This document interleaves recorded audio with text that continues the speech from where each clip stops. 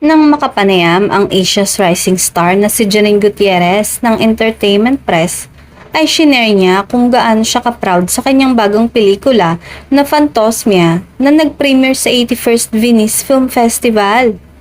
Proud to be Filipina talaga, yung pakaramdam ko dun, say ni Janine. Dagdag pa niya, at the red carpet, there was a flag for each nationality that was part of the Venice Film Festival this year. Nagpa-picture talaga ako kasi may flag tayo. We were just a small delegation from the Philippines, but there, we were all treated as equals. Nakakatuwa lang na everybody there loves films. They're into films. They're into actors and actresses. It was a happy environment. May isang item na nga sa kanyang dream list ang may check na dahil sa kanyang pagdalo sa oldest film festival sa mundo. That has always been my dream, saad parang aktres.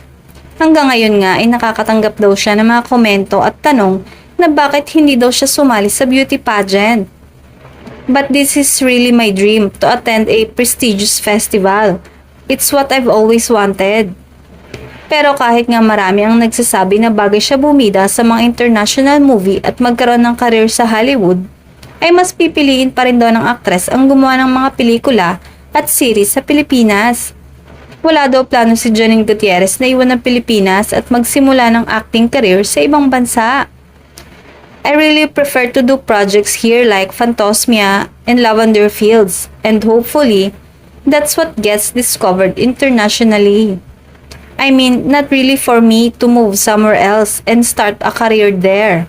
I think what I want more is, if I do have a project outside, it's because of something I did here, say ng aktres. Aabangan naman ang pagpapalabas sa mga sinihan dito sa Pilipinas ng kanyang pelikulang Phantosmia.